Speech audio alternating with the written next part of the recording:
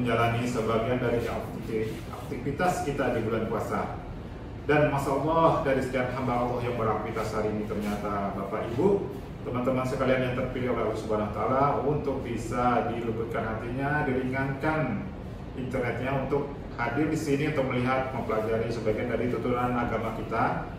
Semoga yang menyaksikan kultum dari Rumah Sakit PKU ini di bulan Ramadan mendapatkan karunia Allah seperti dijanjikan oleh Nabi kita Rasulullah SAW, sehingga kita ketika offline dari YouTube atau berhenti dari kegiatan melihat ini, kita mendapatkan petunjuk dan kebaikan dari Allah Subhanahu wa Ta'ala.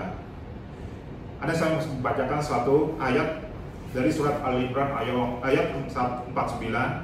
Wa Rasulullah ila bani Israil ila ani qadri tukum bi ayatin min rabbikum anil akhluqu lakum minal tini khairati ra'tairi fa'aqhu fi fa'yakunu tayran bi isnillah wa ubrika ma'a wa abrasa wa uhi mauta bi isnillah wa unnabiukum bima taquluna wa matadahurina bi buyutikum inna fi zalika la'ayatan lakum in kuntum mu'minun. Yang artinya, dan sebagaimana Rasul kepada Bani Israel, dia berkata, aku telah datang ke Rasul, itu Nabi Isa, aku telah datang kepada kamu dengan sebuah tanda mujizat dari Tuhanmu, yaitu aku membuatkan bagimu suatu dari tanah berbentuk seperti burung, lalu aku meniupnya, maka ia menjadi seekor burung dengan izin Allah. Dan aku menyembuhkan orang yang buta sejak lahir dan orang yang berpenyakit kusta, dan aku menghidupkan orang mati dengan izin Allah. Dan aku beritahu kepadamu apa yang aku makan, ada apa yang kau simpan di rumahmu. Sesungguhnya pada yang demikian itu terdapat suatu tanda-tanda kebenaran kerasulanku bagimu jika engkau adalah orang yang beriman. Pada kesempatan ini saya akan mencoba membahas terkait keutamaan membaca Al-Quran. Sesudah membaca kita membaca surat Al-Imran ini, Al-Imran ayat 9. Ini penting untuk dibahas karena ada sebagian orang beranggapan seperti bawah ini. Sebagian orang memalas membaca Quran padahal di dalam terdapat petunjuk untuk hidup di dunia. Sebagian lagi orang merasa tidak punya waktu untuk membaca Quran padahal di dalamnya terdapat pahala yang besar. Sebagian orang merasa tidak sanggup belajar Quran karena sulit katanya padahal membacanya sangat mudah dan sangat mendatangkan kebaikan. Mari kita perhatikan keutamaan membaca Al-Quran berikut. Surat Fatir ayat 29 sampai 30. Sesungguhnya orang-orang yang selalu membaca kitab Allah dan mendirikan sholat dan menafkahkan sebagian dari rezeki mereka yang kami anugerahkan kepada mereka dengan diam-diam dan terang-terangan, mereka itu mengharapkan perniagaan yang tidak akan merugi, agar Allah tidak menyempurnakan kepada mereka pahala mereka dan menambah kepada mereka dari karunia-Nya. Dari manakah sisi tidak meruginya perdagangan dengan membaca Al-Quran? Pertama, satu hurufnya diganjar dengan satu kebaikan dan dilipat gandakan menjadi 10 kebaikan. Ini ada riwayat hadis dari Tirmizi. Abdullah bin Mas'ud radhiyallahu anhu berkata, Rasulullah SAW bersabda, siapa yang membaca satu huruf dari Al-Quran maka baginya satu kebaikan. Dengan bacaan tersebut satu kebaikan dilipatkan menjadi 10 kebaikan. Misalnya, aku tidak mengartikan alif lam mim satu huruf, tetapi alif satu huruf, lam satu huruf, dan mim satu huruf. Dan hadis ini sangat menunjukkan dengan jelas bahwa muslim siapapun yang membaca Al-Quran, baik yang paham atau tidak paham, maka dia akan mendapatkan ganjaran pahala sebagaimana yang dijanjikan. Dan sesungguhnya kemuliaan Allah Ta'ala itu luas meliputi seluruh makhluk, baik orang Arab maupun yang bukan Arab, baik yang bisa bahasa Arab atau tidak. Kedua, kebaikan akan menghapuskan kesalahan.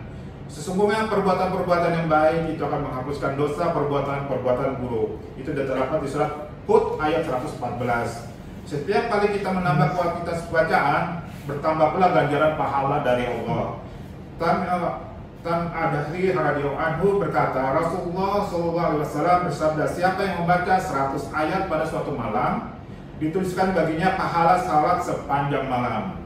Ini hadis riwayat Ahmad dan disajikan dalam kitab Sahih Al-Jamin.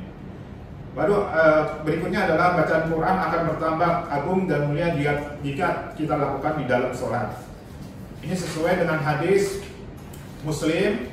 Abu Hurairah radhiyallahu anhu meriwayatkan bahwa Rasulullah SAW bersabda, maukah salah seorang dari kamu jika dia kembali ke rumahnya mendapatkan di dalamnya 3 onta yang hamil, gemuk, serta besar. Kami para sahabat menjawab, iya Allah, ya Rasulullah. Rasulullah SAW bersabda, salah seorang dari kalian membaca 3 ayat di dalam sholat lebih baik baginya daripada mendapatkan 3 onta yang hamil, gemuk, dan besar. Itulah keutamaan membaca Quran yang diibaratkan perdagangan yang tidak akan pernah rugi. Kemudian membaca Quran bagaimanapun juga akan mendatangkan kebaikan.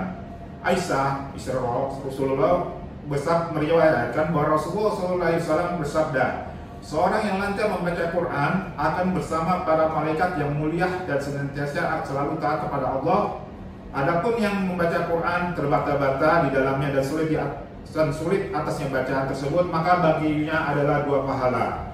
Kemudian membaca Quran juga akan mendatangkan syafaat, pengampunan nanti di akhirat. Abu Humayr Al-Bali radhiyallahu berkata, aku telah mendengar Rasulullah bersabda, bacalah Al-Quran karena sesungguhnya dia akan datang pada hari kiamat sebagai pemberi syafaat kepada orang-orang yang membacanya. Hadits riwayat Muslim. Masih banyak lagi keutamaan Al-Quran yang memotivasi seorang untuk memperbanyak bacaan Quran, terutama di bulan membaca Quran seperti bulan Ramadan ini. Dan pada kali ini saya hanya menyebutkan sebagian keutamaan membaca Quran, bukanlah untuk menyebutkan seluruh keutamaannya. Dan ternyata generasi yang diridhoi Allah adalah mereka yang giat dan semangat membaca Quran, bahkan mereka mempunyai jadwal tersendiri untuk membaca Al-Quran. Dalam hadis Muslim diriwayatkan bahwa Rasulullah SAW bersabda, sesungguhnya aku benar-benar mengetahui suara kelompok orang-orang keturunan Asy'ariyah dengan bacaan Quran jika mereka memasuki waktu malam, dan aku mengenal rumah-rumah mereka dari suara-suara mereka membaca Al-Quran pada waktu malam. Meskipun sebenarnya aku belum melihat rumah-rumah mereka ketika mereka berdiam di sana pada siang hari. Itulah generasi yang diridhoi Allah, mereka yang orang-orang yang giat dan pernah membaca Quran, bahkan mereka punya jadwal tersendiri untuk membaca Quran. Masya Allah, coba kita bandingkan dengan diri kita, apakah yang kita pegang ketika malam hari. Sebagian ada yang memegang remote TV, membuka program, membuka hub sosial media seperti Facebook, menonton program-program yang terkadang bukan hanya tidak bermanfaat, tapi mengandung dosa dan maksiat. Apalagi di bulan Ramadan ini. Dan jikalau riwayat ini, salah satu ibadah paling agung adalah membaca Al-Quran adalah Abdullah bin Asfar radhiyallahu anhu berkata, Allah telah menjamin bagi siapa yang mengikuti Al-Quran tidak akan tersesat di dunia dan dia tidak akan merugi di akhirat. Kemudian membaca ayat, lalu barang surat At-Taha ayat 123, lalu barang siapa yang mengikut petunjukku, ia tidak akan tersesat dan tidak akan celaka. Ka'ab bin Amr radhiyallahu anhu berkata, beribadatlah kepada Allah semampumu dan ketahuilah bahwa sesungguhnya kamu tidak akan pernah beribadat kepada Allah dengan sesuatu yang lebih dicintainya dibandingkan membaca firman-Nya.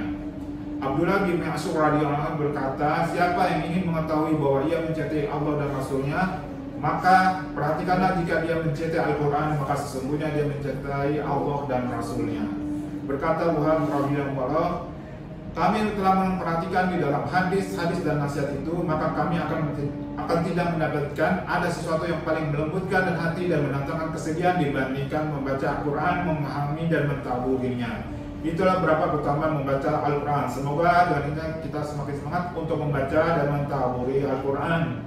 Demikian kultum dari saya. Subhanaka wa bihamdika asyhadu an la ilaha illa anta astaghfiruka wa atubu ilaik. Muhammadiyah, pelayananku adalah ibadahku.